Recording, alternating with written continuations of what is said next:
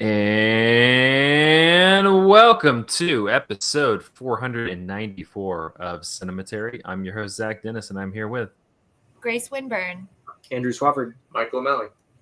And in today's episode, we will be continuing our Cinematary Re-Do series, and we will revisit the 2015 picture, The Witch. what a Which picture. we covered it in episode 81, which was an episode on Body Double, but that was the week after, or the week of, I can't remember, the movie came out. And then we covered it the week, the following week in episode 82, where we talked about, what was it, like modern indie horrors or like, new horror movies. We talked about that, and we talked Something about horror gatekeeping. Yeah. Boy, the conversation had only just begun on horror gatekeeping with Robert Eggers' movie. Wait, did you say that we talked about it in part one week, and then we talked about it as part two the following week? We talked about it for a very long time in part one. I love the tales of early Cinematary, where it's like we did a whole episode on the greatest movies, and then we did a whole episode on The Witch. Well, to be honest, that was a much more constructive episode than the next week's episode, where we did the whole thing was a review of Zootopia, Knight of Cups, and 10 Cloverfield Lane. So what a chaotic trio of so like, we improved a little bit. But yeah, we talked about The Witch, we talked about It Follows, we talked about Paranormal Activity. I think we talked about another movie, I forgot. But we'll get to that in the second part. Once again, we're recording this on Friday, February 13th. No, just kidding. Thursday, February 13th. On Friday, when this drops, we will be preparing for our Sunday live show at the Independent Picture House in Charlotte, North Carolina, where we're going to be joined by Sam Shapiro, and we're going to be talking about Chungking Express. So if you're in the Charlotte area, if you're in the state of North Carolina, if you have frequent flyer miles or something, come check us out at the Independent Picture House. We got like 80 tickets sold so far, so 80 people in the thing. They want to go see our smiling faces.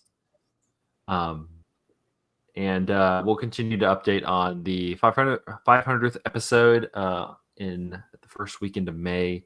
Kind of standing in the same places as before, but the details to know: first weekend of May, Central Cinema in Knoxville. It's going to be a party, so show up. I thought Andrew was going to say something. All right. Let's jump to Central Cinema right now, though, to see if we can get any more details. This is the great system we have going. Is we talk about it in an episode, and then Andrew DMs them to be like, "Oh, hey, what's the update on that?" All right. Well, let's jump into movies and media we consumed this week. I guess is the way to say it. Cinema we experienced this week. Yeah. I'm just gonna. I don't really know where you want to go with it, so I'm gonna give it to you.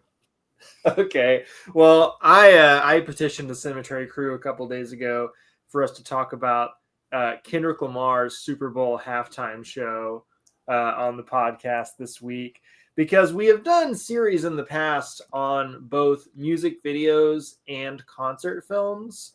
And this Super Bowl halftime show felt like a concert film in a way that previous Super Bowl halftime shows have not.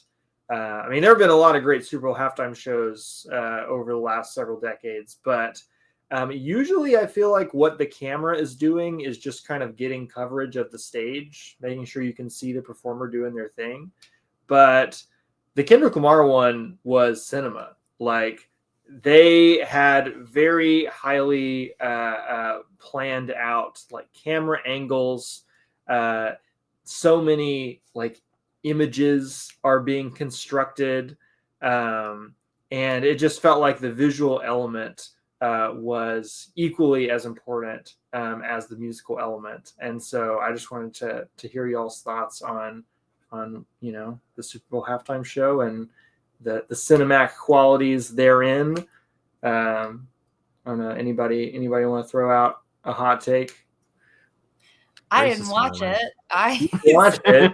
I didn't watch it. I'm sorry. I didn't watch it. I didn't watch the Super Bowl. I didn't watch the halftime show. I've just seen clips and memes and pictures, and I have heard everybody. Kendrick Lamar's halftime show. Did you see it? No. That's my hot take. It's very you think- memeable. Like I will say, like Kendrick Lamar is like doing it. There's a lot of like him looking at the camera and making little funny faces and stuff. One key moment. One of key looking moment at the where he camera. directly addresses Drake, which is very fun.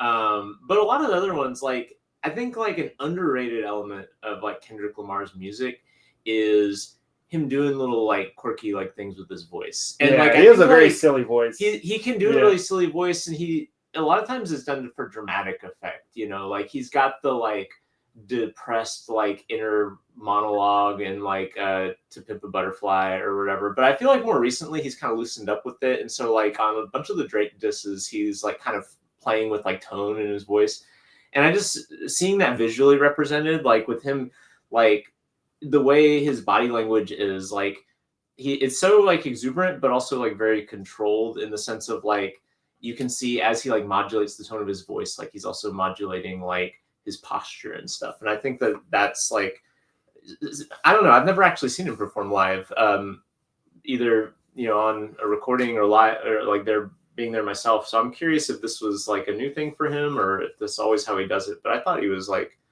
as a like, you know, when we think of like the really iconic like concert films, like David Byrne, like his body is like a, you know, a key element of that film. Stop Making Sense. And I would say the same thing about Kendrick Lamar here, even though he's not wearing a big oversized suit. Like the way that he uses his body in relationship to the camera is really fun. Yeah, I agree with that for sure. Can you guys talk about like the flow and maybe the structure of it? Can you guys? I've seen some pictures of Samuel L. Jackson. Like he starts it off, and I saw that Spike Lee had a post about how it was about Chirac. Is that? I don't know. Well, it's possible that the role that Samuel L. Jackson is playing in this is reminiscent of his role in Spike Lee's Chirac, but because he's like a Greek chorus in Chirac. Yes, but yeah, for anybody who's not seen it, I'm kind of assuming everybody has, but Grace is proving me wrong here. It's split up into like 3 acts, and you have Samuel L. Jackson speaking kind of to the audience, but also kind of to Kendrick between each of these acts. As Uncle Sam. As Uncle Sam. He says, it's your Uncle Sam. And he's kind of offering meta commentary on Kendrick, like walking this tightrope of major media publicity. Doing the Super Bowl halftime show is not the same as putting on a concert for your fans, right? This is like the biggest stage in the world, and so there's kind of like a certain degree of like political navigation that he has to do to like make sure he's like appeasing everybody and not ruffling too many feathers. Donald Trump was also in the audience at the Super Bowl, right? And so Samuel L. Jackson is kind of like talking to Kendrick, telling him like to make sure that you don't like do anything too radical or too ghetto, as he says at one point. And you can kind of see Kendrick in like the song choices in each of these acts, kind of rebuffing the expectations that are being put upon him by Samuel L. Jackson's character, and therefore the sort of conservative outrage that Samuel L. Jackson's character is sort of predicting is going to happen accurately. And then there are parts like I would say the 3rd act of it, where he maybe the 2nd, depending on how you want to split it up. The 3rd act is all the new material, right? Like GNX stuff, and then the Drake disses. I guess the better way to think about it was like there's kind of a prologue where he plays like the unreleased song, right? And then there's Act 1, which is like Humble, and DNA. Which Samuel L. Jackson says is too rowdy, Yes, basically. yes. And then Act 2 would be the SZA stuff, right? Peekaboo which is like, we should also talk about like the stagecraft involved with all that. But then he moves into before Peekaboo, there's Man in the Garden, which he does this kind of like almost doo-wop rendition of Man in the Garden, Peekaboo, and then the next section of it is like him kind of playing to the audience's expectations of like what your mainstream American football crowd wants to hear, which is Luther and what's the song that he did with SZA for Black Panther? All the Stars. And both of those songs are very like palatable. And so Samuel L. Jackson comes back and is like, "That's right. That's exactly what the people want to see. Don't mess this last part up." And then he gives people, is he goes straight into Not Like Us? He goes straight into Not Like Us and that's TV Off. Not Like Us and TV Off, and that's the end. Which those two are like sister songs to one another. Yeah, but also there's the other commentary going through is Kendrick himself is commenting on it, and like he teases Not Like Us multiple times where they start like the DJ Mustard beat, and then he'll jump into something else, and so like there's tension between what Samuel L. Jackson is like. Uncle Sam says the American people want, and then Kendrick is like, "Oh, I'm going to play the song they really want." Which is, of course, Not Like Us, like his biggest hit of all time. Like, of course, that's the song everyone expects him to play, even though, like, the element that Samuel L. Jackson represents is saying that that's, like, not the version of Kendrick that they want to see. Well, he is both giving people what they want in that, that song just won a ton of Grammys, like, last week.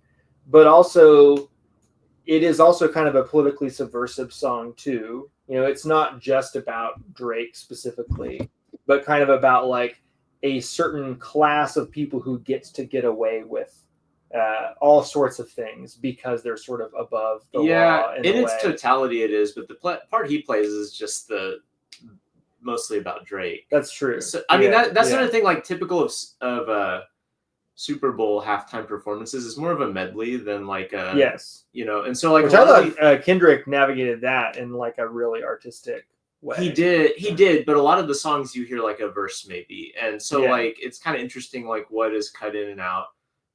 Like for instance, the DNA that he plays, like he cuts out like probably the most like risable and subversive stuff in that song. True.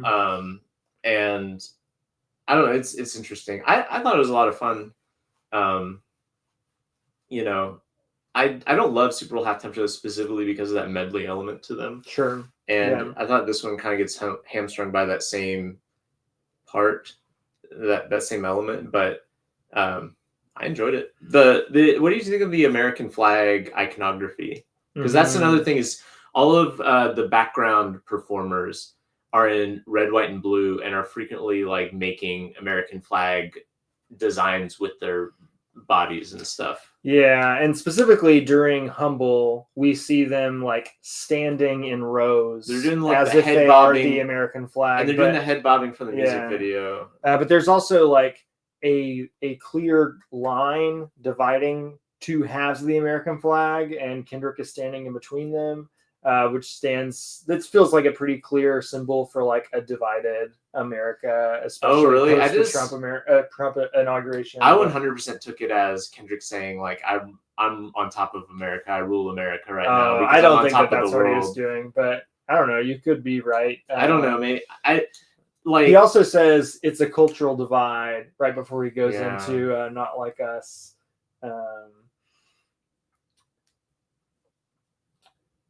But I guess one other thing to mention before we move on, unless Zach, you want to jump in with Kendrick thoughts, is like I thought the stagecraft of this show was really amazing. Like Kendrick uses the entirety of the football field and kind of has 4 different stages set up in different corners of it.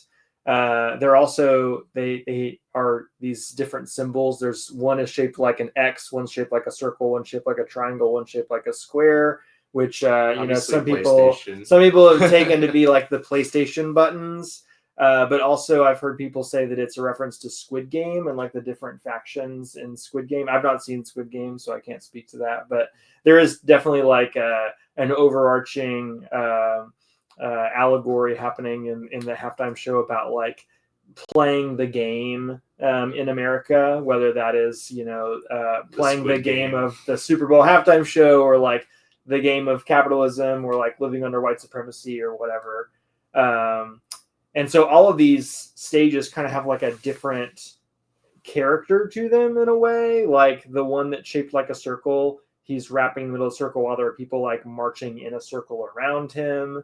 The one that's shaped like an X, he raps peekaboo in, which is maybe my favorite section of it. I don't know. But that one is done almost entirely as one shot that is just like regularly revolving. Like the camera is just like going in a 360 around like these 4 different little pockets of the X that different people are dancing in. And I also absolutely love the sections where like Kendrick is moving from one stage to another. I especially like in the DNA section where he's leaving the like American flag part of the stage behind and like running all the way to the other end of the football field, and the camera is just like running in front of him and following him, and there's just really interesting like depth perception effect that's happening as like the camera is like stays very close on Kendrick but getting further and further away from this crowd of people behind him, and like they use the kind of lights in the background to great effect, and in the sections where you see Samuel L. Jackson, there's some really great like spotlighting happening there too. It was like really really impressive visual feat. I felt like this whole thing. Zach, do you have anything you wanna chime in with? No, it was fun. Not cinema. No Prince. No. Okay. I mean, we got 15 minutes of discussion out of it, so that's good. Pretty impressive. A lot to say, clearly. Thank you for walking me through it. I felt like I was there. You should watch it. It's good. It is fun. I can't tell if she's being like serious or not. Grace is just vamping up for her like vicious takedown of her part 1. That's true. Grace, let's get to some real poison. Well, so you guys talk about audio, sound and visual spectacle, and I also experienced sound and a visual spectacle, and I hated every second of it. And it was the Silence Synched series that is out of Austin, Texas. This man, I don't even know his name, but he is an independent. This man is an independent movie theater owner, and he has decided to combine silent cinema and a concert going experience, and he is in the process of doing a series of mashups, these monster mashups of a silent film and classic rock of some sort. His name is Josh Frank, by the way. To be frank, somebody should have been a little more honest with him. And he lives at 232 4th Street. I have his phone number as well. I'm knocking on that door. I'm saying, what made you think this was a good idea? Because the first in the series was Nosferatu and Radiohead. Mm-hmm.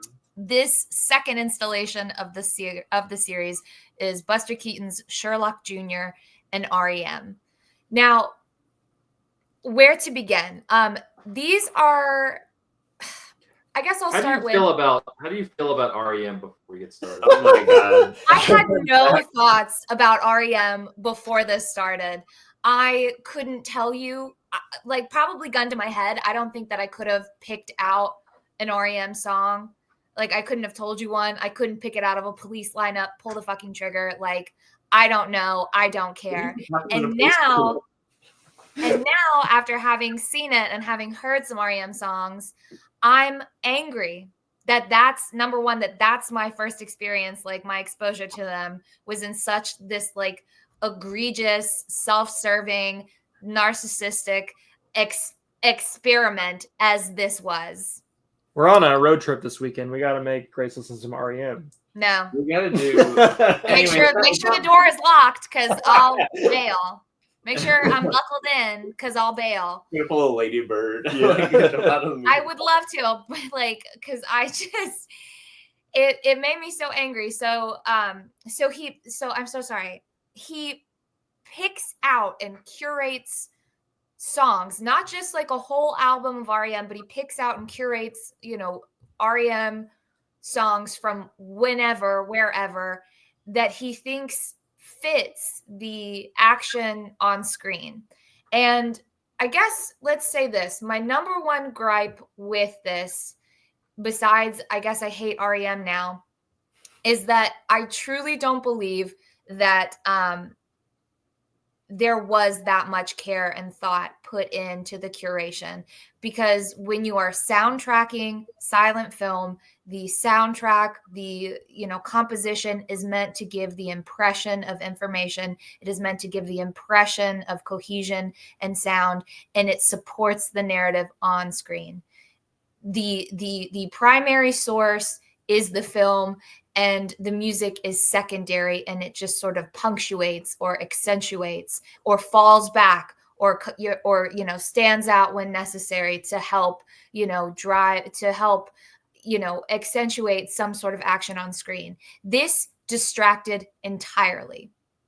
And if I laughed at any point, because I was very angry, I think my jaw hurt from clenching so much, and I was like stuck in this angry arm crossed position. They had to pry me out of the seat.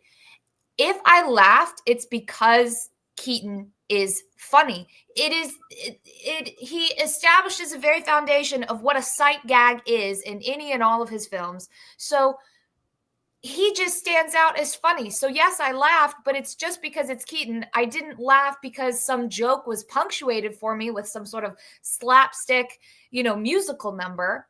If anything, R.E.M. famously hilarious. Famously hilarious. It was infuriating. So there were two shorts. There was The Balloonist and then Sherlock Jr. The Balloonist was soundtracked to some beginner entry level, garage band house beats. It was awful. And anytime the music did something, it was echoed on the screen. So if there was sort of like a skippy, like da da da da, then the frame would shake.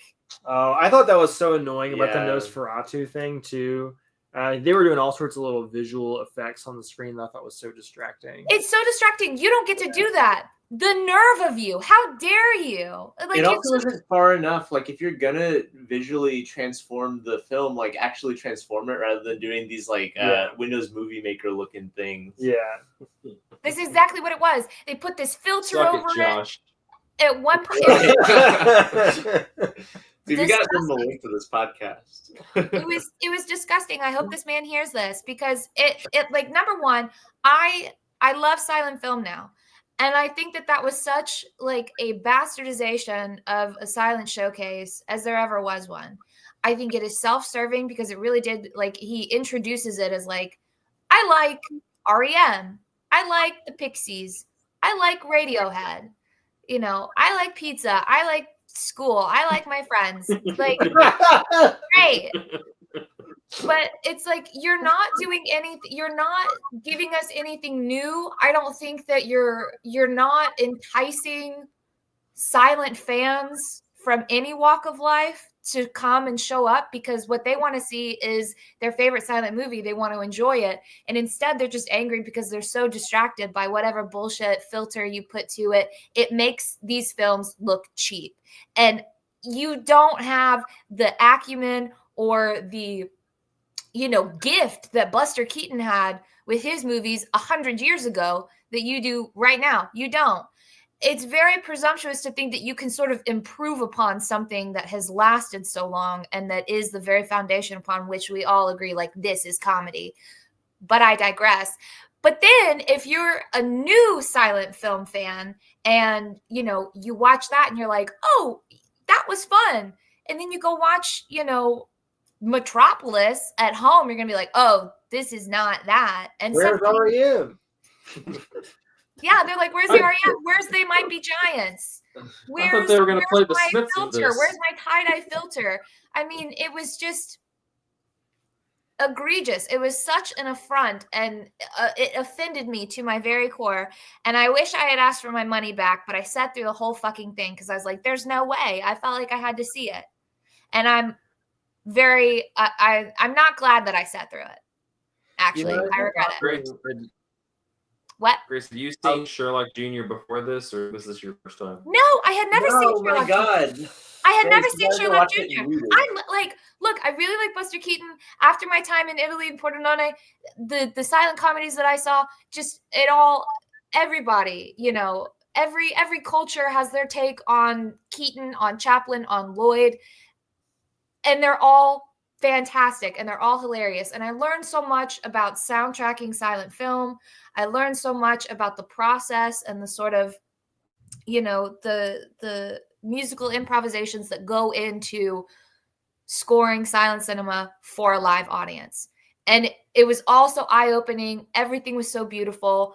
And I feel truly lucky and truly spoiled to have experienced silent film that way. And I wish that everybody could have the same experience. But really what I just wish is that everybody could have an experience where whoever is scoring the silent film is primarily focused on just helping to advance the narrative, that they are focused primarily on this beautiful piece of art that is this film, and they want to share some soft, sweet sounds, because that was awful. If you go see, if you see Sherlock Holmes without R.E.M, you got to be careful. I wish I knew which score this was, but there is an absolutely terrible, very common Sherlock Jr. score that has like James Bond music at one point, and like, oh, I know what you're talking about. Like that. Yeah. I hate it. You really got to make sure you don't encounter that your second time. It's pretty bad. That one's also really bad. It is really bad, but I'll be very careful. I mean, if anything, the longest way to watch a silent movie is completely silent. But there was just one more thing that I wanted to say. So not only was it R.E.M, not only were there filters on things, but the sight gag, there's the sight gag with the billiard balls, where there's the regular number 13 billiard ball just on the pool table. And then the two con men, they have their two secret weapon billiard balls that look just like the regular one, but they're bombs. Mm-hmm. He put a color filter over the two that are bombs, so you know they are a bomb, so that you can tell. Easy mode. That's not the gag. Like, you have just robbed us. So wrong. And wrong. Well, And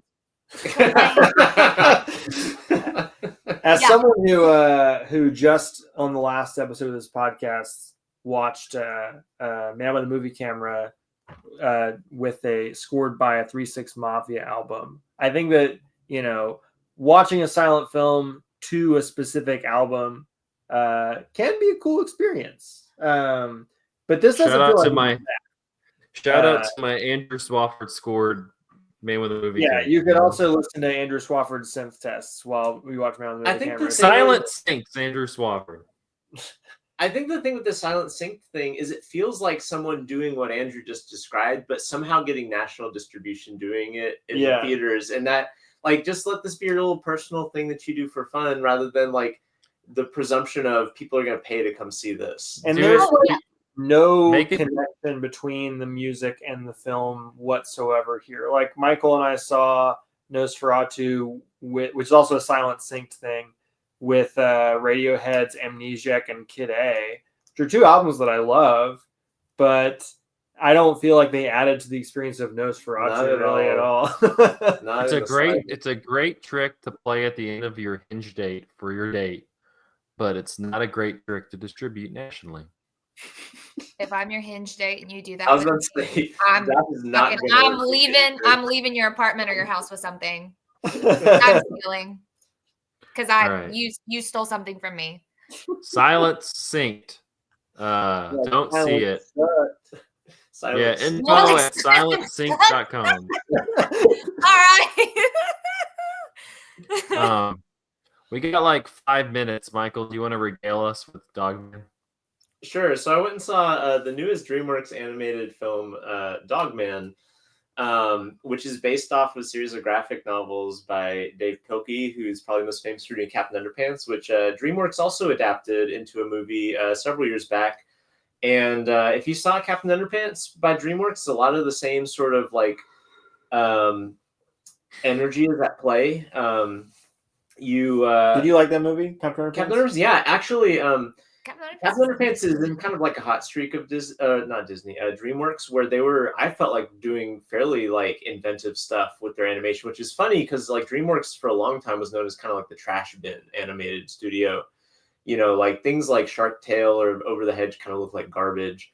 But then like, I don't know, whatever, like they did Trolls, they did Boss Baby, they did Peanuts? They did a Peanuts movie? No, but the Peanuts movie like is also in that same sort of style where like they suddenly figured out, oh, we can just make things look like cartoons with CGI, but have really interesting textures while we do it because the CGI allows us to do that. And so this movie is like that. If you've read the Dogman graphic novels, you know like what these characters look like, and basically they look like that in the movie, but like 3D and with kind of really interesting, you know, ways that it interacts with the 3D. It is very fast paced. It is like a sugar rush kind of film where there's just like gags all the time.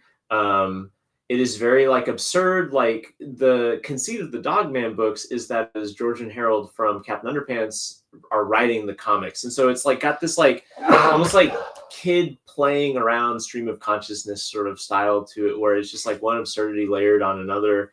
You know, I thought it was fun. I like I said, I saw it with my kids. My kids had a good time. You know, I don't think it's quite as good as Captain Underpants, if only because at the time Captain Underpants came out, I remember being very struck by the animation, thinking like, wow, this is actually genuinely a step forward for like computer animation. Whereas I think now, like in the intervening like 8 years or whatever since Captain Underpants came out, I think that the American like computer animated aesthetic has diversified quite a bit, including Disney itself trying to diversify its you know, how style. DreamWorks has tried quite a few styles. You know, they had The Bad Guys that came out a few years ago, which I thought was another really kind of interesting movie. You've had that one. Not DreamWorks, but obviously like Into the Spider-Verse, I think really opened up the doors for interesting animation from computers that was not just photorealism. And then like DreamWorks did the Puss in Boots sequel that was kind of like Spider-Verse-esque. So like this stands out a lot less as like an interesting animated experiment than Captain Underpants did. But it's the same sort of like charm to it. It gets to be a little much after a while just because it's like there is not a break. Like there is not like you're just being the amount of energy that this movie starts with is the amount of energy it continues on through, which is impressive. But after a while, like as a parent, you're just like, whoosh, whoosh, whoosh, whoosh, like, you know, I don't know. Maybe that was just me being a little bit like drowsy in the theater. I went and saw it with another dad and his kids, and we were both commenting on how like we used to make fun of our parents for falling asleep during movies, but we were both getting a little sleepy during the like back half of that movie. So I don't know. I guess as being a parent is looking at a movie and thinking like I might nap through this. I didn't. It was energetic enough that I didn't. But is Dogman propaganda? I mean, the question on everybody's minds. It is about like a cop, or I guess it is about cops. It is propaganda in the sense of they are cops solving a problem. It's not propaganda in the sense of it has all the tropes of like, you know, validating bad cop behavior by saying it was necessary and that sort of thing. But it is like kind of leaning into like the kind of like buddy cop, like, you know, archetypes and stuff. So by virtue of presenting cops not being like evil, brutalistic, like bastards, I guess it is propaganda by default. But it's not, it's not Law and Order levels of propaganda. Sure. It's not Paw Patrol level of propaganda. It's not Paw Patrol, right? That's the largest amount of propaganda. I can deal with Law and Order because it's entertaining, but Paw Patrol is terrible. It's terrible. Terrible. All right. On that hot take, we're gonna take a quick break, and we're gonna be back talking about The Witch as if it was 2015 after this. And we're back with part 2 of episode 494 of Cinematary. In this part, we will be continuing our Cinematary Re-Do series with 2015's The Witch, which is close to 10 years to this year at least. And it's kind of funny to rewatch it. This, at least for me, this is my first time rewatching it since it came out in theaters, I believe. And we had Nosferatu at the end of last year, and Robert Eggers, I feel like, has gotten only bigger and bigger since Witch came out. Mm-hmm. And the indie horror genre has just gotten bigger and bigger. Yeah. That felt like a big moment. Yeah. I think both The Witch and It Follows were within maybe a year of each other coming out, and that really feels like a template being set for like the next 10 years. The Babadook. And the Babadook. That was the other one we talked about in the episode, is the Babadook. Oh, okay. It's the elevated horror that everybody keeps talking about and clamoring for. I want elevated horror. Well, before we get into it, let's hear Andrew. This is fresh off of seeing it for the first time ever, his review.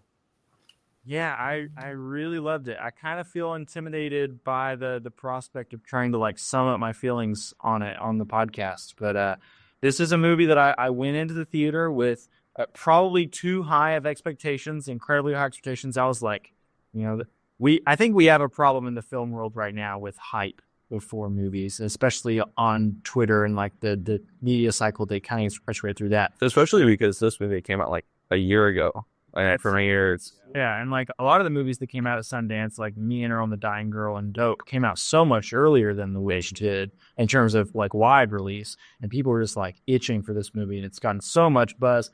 And I was sold from the outset when I was told it was a horror movie set in like Puritans era America, and that it was written in vernacular English.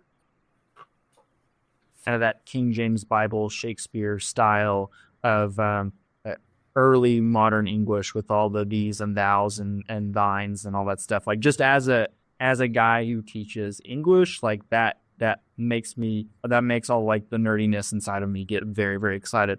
And so very, very excited going in to see this movie. And I was worried that it was going to let me down, and it actually surpassed all my expectations, which is shocking. But I basically love everything about this film. I love the fact that The Witch is real, that Satanism is real, there's like real mystical supernatural shit going on, and the movie basically takes the Puritans' worldview and it brings it to life and kind of shows how horrifying it is to live in a world where you actually believe that demons and devils are all around you at every turn. Yeah, I really loved it. I kind of feel intimidated by... Went into a loop on it. We got it on repeat. Yeah, just the rest of this episode. Play it again. Someone sick of Sherlock Jr. I'll have to say though, like your take, we overhype movies. Still stands. Still happens. It helps to not be on Twitter anymore. I also feel like specifically with Robert Eggers, that is like a perennial like cycle of Robert Eggers being overhyped and then backlash and overhyped again. Like that cycle has proven to be his mode. Well, where do you sit with The Witch in 2025? Me? Yeah. Still love it a whole lot. As I think I mentioned at the end of our last episode, this is actually a movie that I teach. I don't get a chance to teach a whole lot of movies because I primarily teach books, but I've managed to find a way to justify it in my American Lit curriculum. I teach it alongside Arthur Miller's The Crucible, which is set during the Salem witch trials. And the way that my school operates is kind of weird. I see my kids twice a week. And so what I do during that unit is one day a week we read a scene from The Crucible, and then one day a week we watch a chunk of The Witch. And I just have my students discuss the differences between the two, because they definitely deal with religion and especially gender in very different ways. Part of my desire to pair those two together was really liking The Crucible and enjoying teaching it, but also thinking that it was super sexist, and I wanted to kind of present a Puritan era story that was a little bit more questioning of all the gender stuff happening in that world. And my students always really enjoy it. They always have great conversation about it. There's always a lot of debate about the ending and whether or not you should view the ending as like a tragedy or a sort of dark happy ending for Thomason.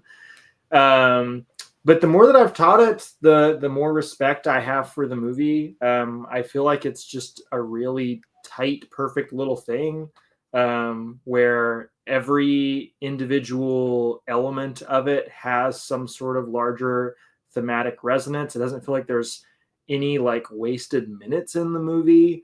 Even though it's like a really slow, quiet movie, it's you're constantly being presented with some sort of setup that is going to pay off later. And yeah, it feels like a folk tale, as the subtitle says, a New England folk tale. Yeah, I mean, I will have more thoughts about it as we get deeper into it. I did not rewatch it for this podcast because I've seen it so many times that I kind of have it memorized at this point. And honestly, I think I need to not watch it for a couple of years before I watch it again. But I admire the hell out of this movie. I think it is fantastic. I think it's still Robert Eggers' best movie. Well, unfortunately, I didn't talk very much between the two episodes where we talked about this movie. So there's no clip of Zach, 2015 era Zach, giving his thoughts on the witch. But this is this clip now is a combo of Andrew and Nadine talking about the movie. Well, I think the interesting thing about it is, a lot of people have been calling it this kind of like slow burning horror movie, which I feel like is a word that really gets kind of overused when talking about like this type of kind of like alternative to the mainstream horror movie. Just because I feel like it's more about atmosphere. Like that's what slow burning means to me. Well, I feel like the thing is like this movie like burns at the beginning, like the most stingers and like the most kind of like shocking, almost conventional scares. I mean, they're not exactly conventional, but like the most kind of like are all it's at the beginning. Yeah. Like you get these like this series of really intense images with like really loud music over them, and then the rest of the movie you get sporadic graphic images and sporadic use of music, but it's not as intense as it is at the beginning. Yeah. It's almost this kind of like reversal of the conventional structure you'd expect, this like build up to something huge. It's like the huge thing happens at the beginning. I wanted to include that clip also to kind of start a discussion. We mentioned before the episode we did, episode 82, we bless you. We talked about the witch in relation to it was an article from Medium. I was looking it up about horror gatekeeping, and it was we did an episode about a Medium article. Yeah, we did an episode about a Medium article. Cinematary early hits just keep coming. Yeah, that's great. Why don't we do episodes on Medium articles anymore? Come on. That could be post 500 life, is a series on Medium articles. You just dogpile some random Medium writer. I read this cool Substack the other day. Yeah. But the things I was thinking about just like outside of the movie while watching The Witch is one, it does it does kind of start the elevated horror trend that's you see even today. I'm thinking of stuff like Heretic, in movies like that, or Companion, which just came out recently. Like these types of movies that are now pretty, like you see multiple ones a year. But also this is, and maybe people, y'all disagree, but this was kind of like the first, I think, A20. It's not the actual first A24 movie, but it was the first one that people were like, "What is this studio?" And like, you know, this really the distributor stood out, you know, I think more than it ever did. Yeah, I think it's also, I mean, it's the first that I remember that had their really signature like advertising emphasis. Like I remember seeing the trailer for The Witch, and it's this really kind of striking trailer, and a lot of it is just blurbs from I guess festival reviews or whatever. But the blurbs that they use are like really striking and has become like a cliche where, you know, it's these blurbs calling it like one of the scariest movies in years, or like I think one of the one that always stuck out is like you feel like you're watching something that you shouldn't be seeing or something like that. And I remember being like, damn, no, what's that gonna be like? Now every other horror movie now they all do that, yeah. But that feels like that's the first movie that I can remember that had that kind of what's now become like the cliche 24, like overhyping a horror movie that ends up being this kind of like ruminative art house thing. And making it seem much more scary, overtly scary than it actually is. This was also my first time seeing The Witch since it was in theaters, and I remember really liking it in theaters, but thinking that like, you know, wow, that was a lot slower than I was anticipating. So I went into this remembering that, and coming out of the second time being like, that was a lot scarier than I remembered. I mean, there's some pretty fucked up stuff in it. Dude, there's some fucked up stuff. I forgot how much of the baby paste we see. That's true.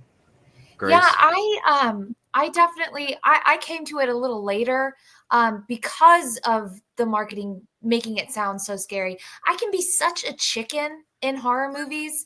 I, you know, I'll jump, I'll kick, I'll yell, I get frightened pretty easily. It doesn't take a whole lot. And then I remember when I saw it, I felt so brave getting through it because it is very frightening and it is very upsetting.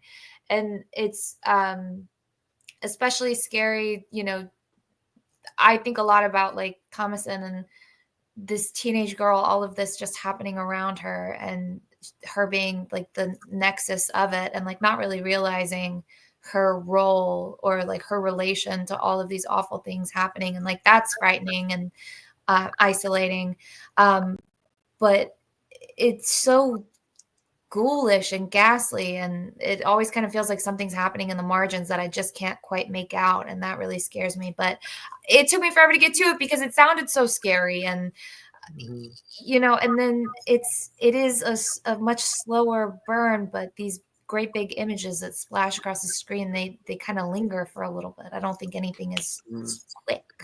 What do you think makes this, you know, Michael was talking about, now you kind of run into all these elevated horror movies that turn out to not really be all that memorable. What about this kind of sticks with you?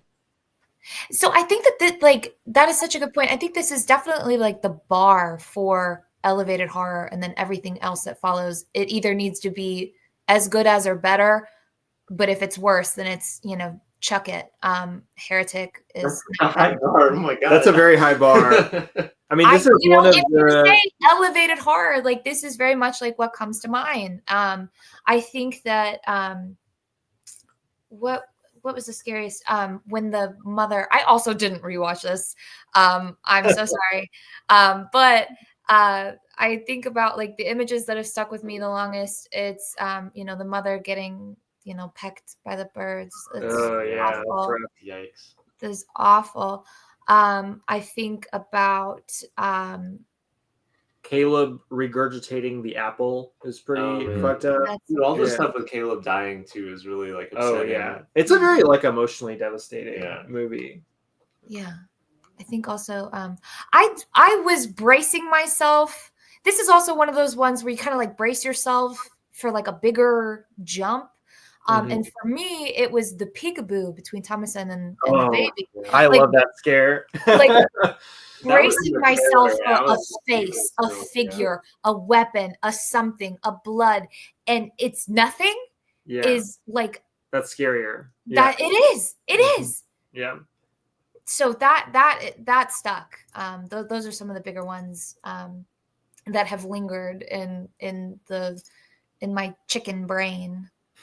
I think, Zach, another thing that makes this kind of like a torchbearer for elevated horror, and Andrew kind of already mentioned it with his student discussion, is that like it is perfectly calibrated for ambiguity. Like what the implications of this movie are like very open to interpretation, because it is so ensconced in the kind of worldview that it is, and also ensconced in like the people's perspective that it is. We only get glimpses of what is out there for the most part, and that is intersecting, of course, their own belief system.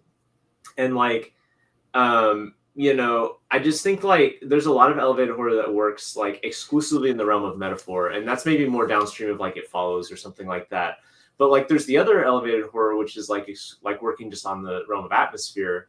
And I think this has that atmosphere, but what the atmosphere is doing is obscuring like the thing that you want to know and the thing that you want clarity on. And like what's really upsetting about it and like unnerving is like how much is just left to, you just see something happen, you're like, what was, like even Caleb dying, like why does he die? Why does he die in that weird sexual way? Weird sexual way where he's also in like religious ecstasy. Like, and like the movie does not offer an answer to that question at all.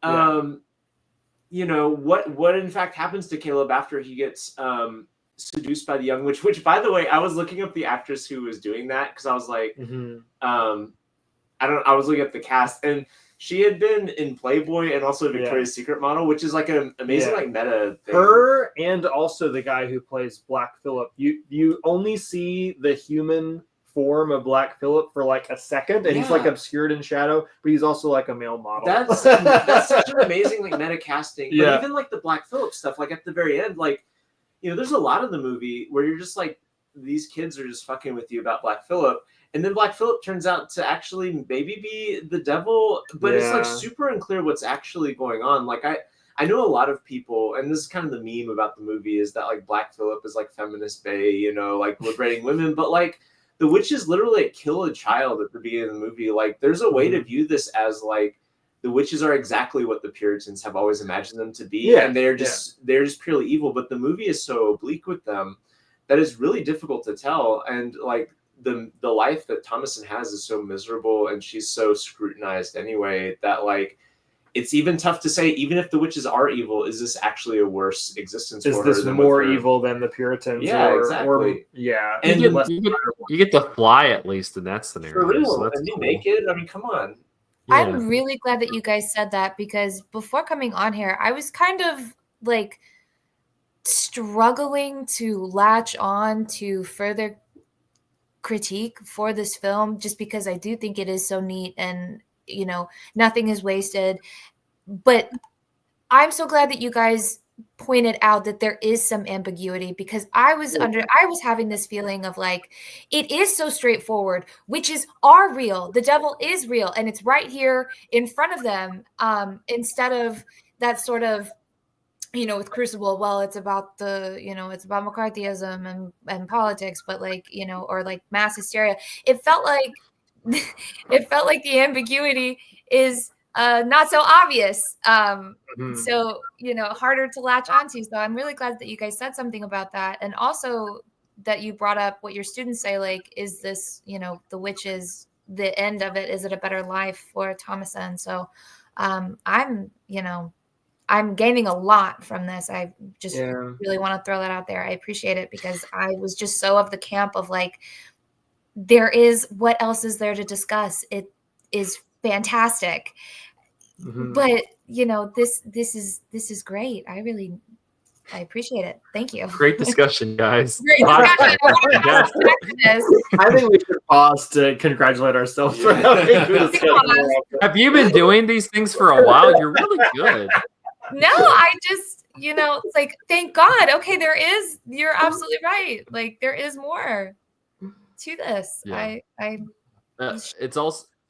It's also a movie that this is kind of, for probably most people, the first time you see Anya Taylor-Joy, and I forgot how goddamn good she is in this movie. She's amazing. She's fantastic. She's so good in this movie. She doesn't really have that many lines, all things considered. Her character is very quiet. She's like a good, obedient Puritan girl who, like, the first time we see her is like apologizing to God for being disobedient to her parents, and we never see her be disobedient to her parents until the very end. But she just like acts with her eyes and her face so well throughout this entire movie. It might still be her best performance. Like I would be. It's difficult to name a performance of hers I like more. I was actually, I don't remember if this is in the Cinematary threads or not, but I was actually having a moment a few weeks ago where I realized I don't actually like that many Anya Taylor-Joy performances that are not Robert Eggers performances. Oh, sure, yeah. Queen's Gambit's really good. I didn't like her have this conversation with you because we both named Queen's Gambit as like another example, but outside of the Robert Eggers movies, like and maybe Emma, I like Emma too, but she's good in Thoroughbreds. I was thinking about though her performance in this, like a lot of like the eye and face work comes through in Furiosa from last year. Yeah, I mean, it's not like that I think that she's bad, but like this movie I think set in my mind like, oh, Anya Taylor-Joy is this new talent to watch. And I think like ultimately she's just become another actress for me. Like, not that I don't mean that necessarily in a pejorative way, but she's so good in this movie it maybe set expectations that her other subsequent movies have not quite met. And I think you saw the Super Mario Brothers movie. How'd she do? Oh yeah, she's never mind. That's her best role.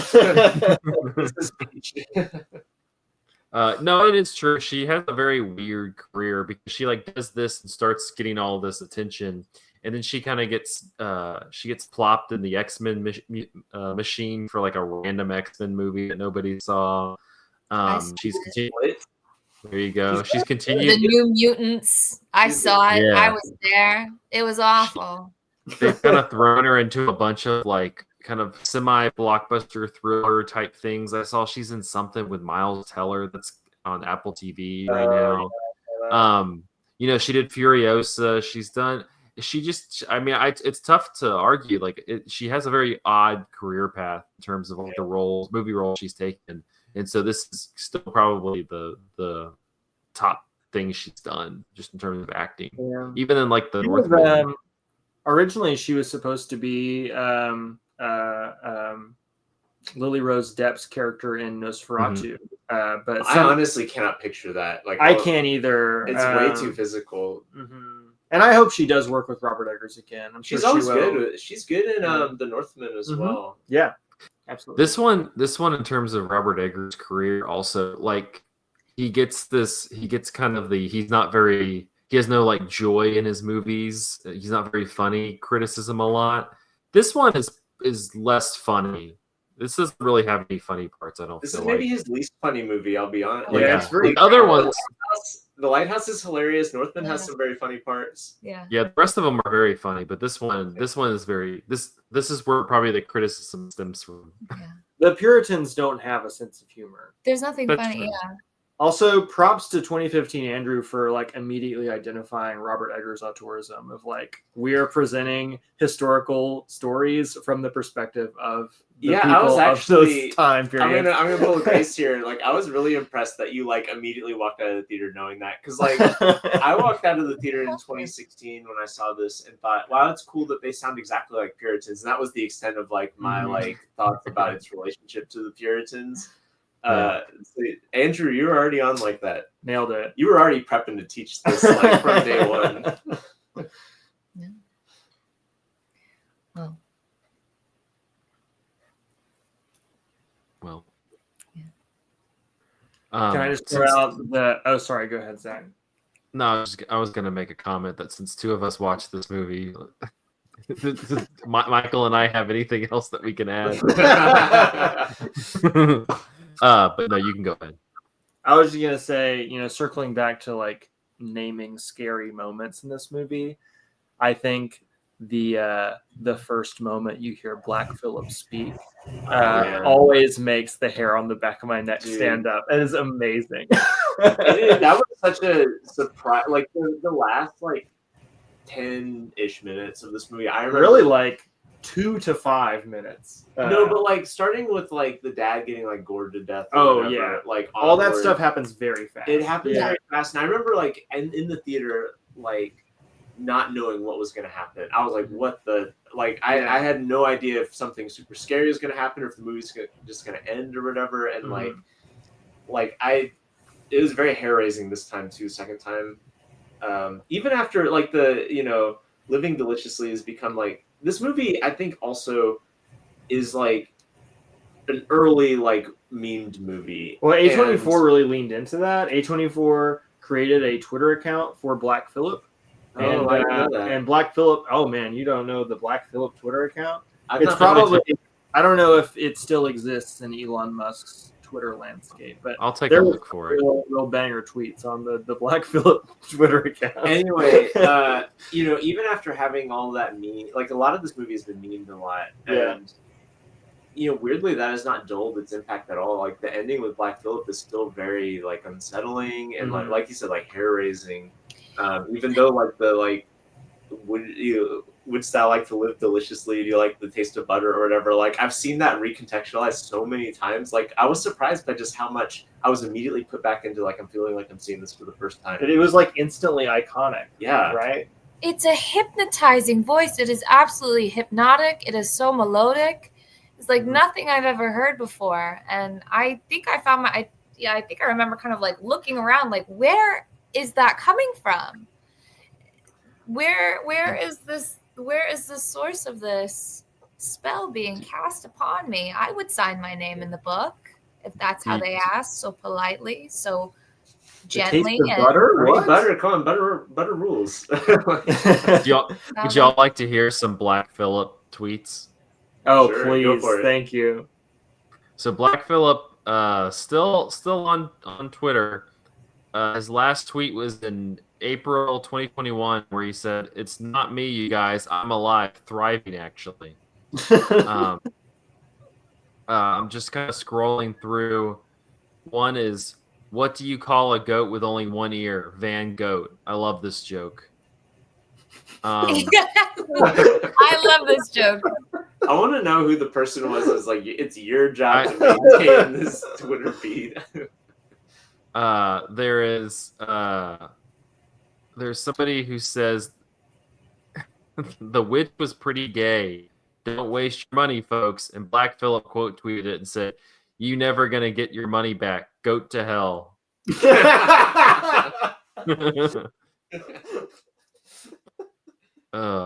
A lot of it is just him tweeting out articles about either the witch or just goats. Because, like, here's one from the Daily Mail that says, "Goat is granted bail after it's arrested for nibbling on officials' vegetables in India." And Black Phillip quote tweeted it and said, "I'm literally in love." And then Ralph Ineson starts tweeting with Black Phillip at some point. Man, another amazing voice. Yeah. Oh.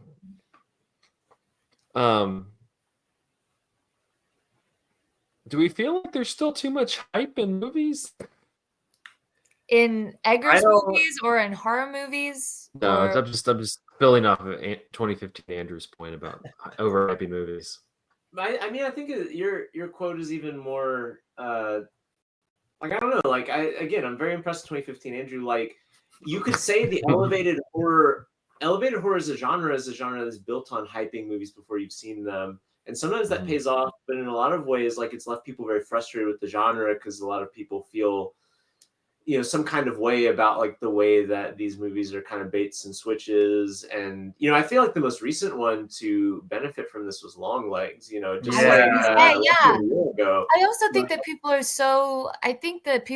audiences are really tough. I mean, I think about like what, I'm not saying us exactly in this, conversation, but a lot of people have seen awful things on the internet and have been desensitized to certain, occurrences. And I think that sometimes people are too tough when they're going to see these horror movies like, that didn't scare me. It takes a lot to scare me. I've seen some things. And it's like, in the context of this story, this is terrifying. And I thought that Long Legs was terrifying. It frightened me.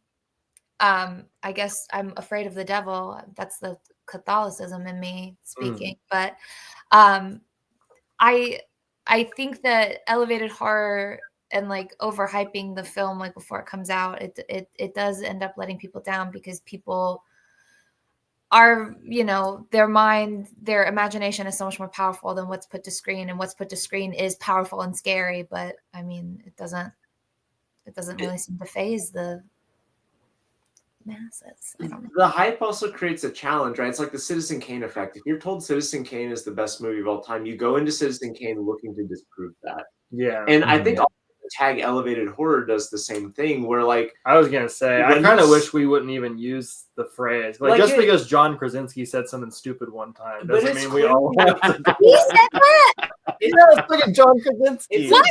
It's like IDM or something like that, where the term is dumb, but it's like clearly identifying a real trend. It's a trend of a specific type of, mid-budget horror movie. Yeah. But I do think that like calling it elevated horror like creates it's like if you call it like the scariest movie of all time, people are gonna go into it saying like, I ain't scared or whatever. But like if you call it elevated horror, you get the opposite, where you have all these people who think that they know what real horror is. Like, Eli Roth was way more genuine horror than any of these guys, or it's Rosemary's Baby.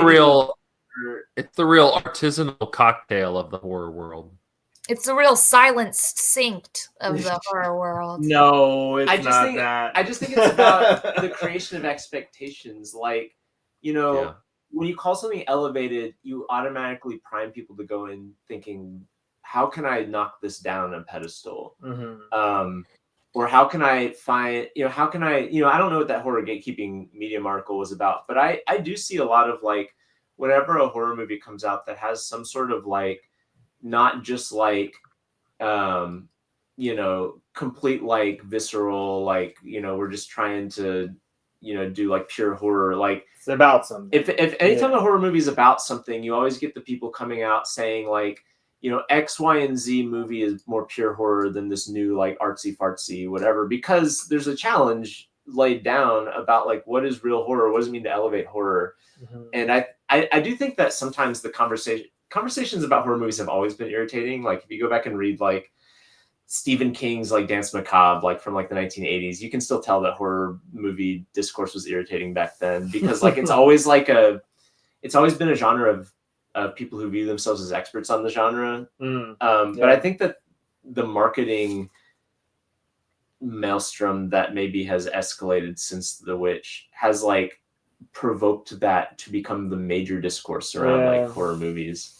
I do think it's true that like the direction that horror movies have gone in the decade since The Witch has come out has been more towards movies that are like very clean and flat allegories for things. Yes. But I don't think that The Witch is necessarily that. I think The Witch has a little bit more ambiguity and a little bit more of like a visceral quality to it. I think that, maybe a better like poster child for like the quote unquote elevated horror movie might be The Babadook, because that's a very clear, like the monster is grief kind of thing. There's not much more to the movie than that. And I like The Babadook. I think The Babadook's a really good movie. But I think that, horror movies in general have kind of become comfortable just kind of relying on, it's about trauma.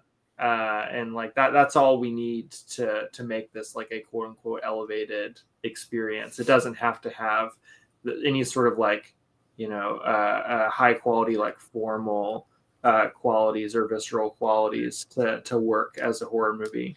I think that like, that is probably true that a lot of horror movies have pivoted that way. But I think the other thing that has happened is people who aren't making horror movies are feeling more comfortable to make horror movies about something. Like I think about like John Krasinski was saying in the context of A Quiet Place, right? John Krasinski doesn't seem to have any interest in horror outside of that.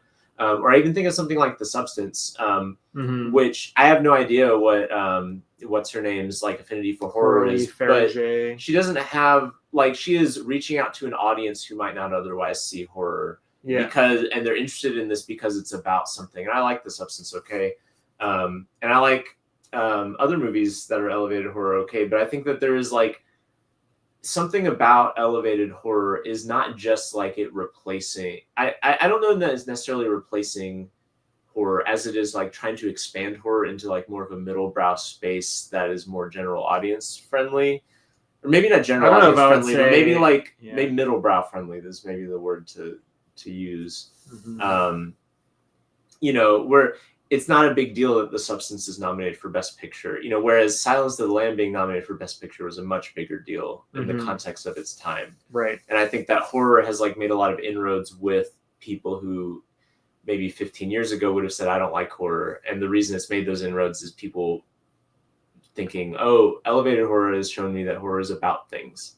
Yeah, it's not a, you know, for lack of a better word, like marginalized genre anymore, right? It's not a genre that, you know, there's like a subculture around. Like it just kind of is the culture, if that makes sense. But I think to return to The Witch, it is very clearly about something, but I think one of the things that can be kind of flattening about these, you know, horror movies that are about something is there's like a single metaphor, like you mentioned, the Babadook or whatever. Whereas Substance is a great example too. And The Substance is a great example too. Yeah. And it doesn't mean it's a bad movie, but The Witch feels like it's tangibly about something. Like it's about oppressive gender expectations, or it's about like religious, you know, extremism, or it's about, you know, whatever.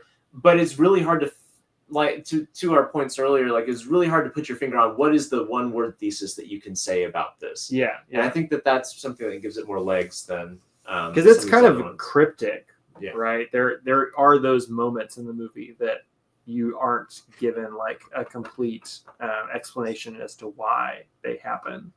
I think that the death of Caleb being maybe the best example of those. So yeah, I agree. Yeah. Any final thoughts on The Witch before we wrap up? I think Grace and Zach should say something. They look like they had something to say. We were just goofing, straight goofing. This is kind of like the last Witch episode. I didn't have lots to say.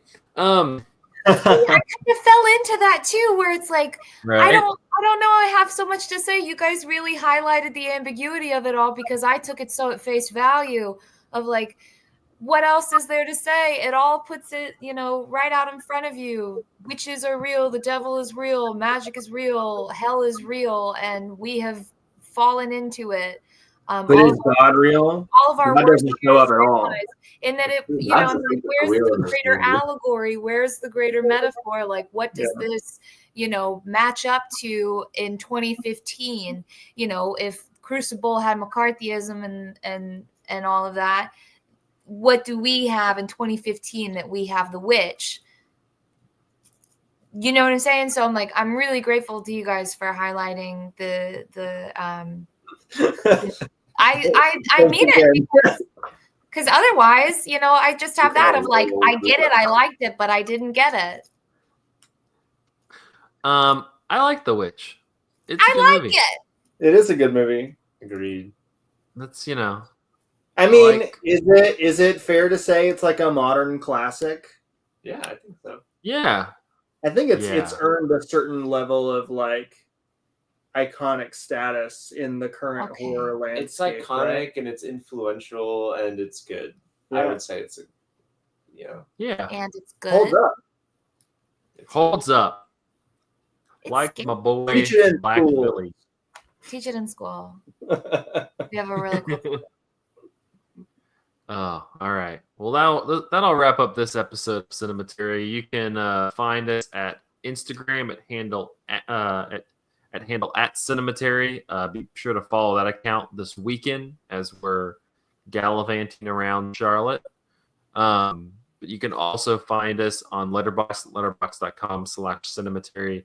If you would like to support the show, which some have called a podcast that makes really good points about The Witch, go to patreon.com/Cinematary. Give us $1, $5, $40,000, whatever you want to do. Thank you to our patrons, Cam, Ron Hayes, Tanner Huskins, Teresa Marsathi, and Tyler Chandler for supporting the show. we were gonna do it. I don't know if they're gonna let us put this on the screen, so I'm gonna go ahead and put this guy Let's right spin the here. wheel. Yay! Let's spin the wheel. Spin the wheel! Spin the wheel! All right, so we're down to Mulholland Drive, Colonel Blimp, Duck Soup, and Stagecoach. What will we watch? Can't lose. What will we watch after Chungking Express? Come on, big money. Duck soup, duck soup, duck soup. Woo! Whoa! Hell yeah! Hell yeah. Hell yeah! Round of applause. Rufus T. Firefly. Firefly. We're gonna watch some Rufus T. Firefly. All right. Hope folks can join us for Chungking Express. That'll be the next episode, but we'll be live on Sunday of when this episode drops. And until then, thank you all for listening, and we will see you in the next episode. Bye.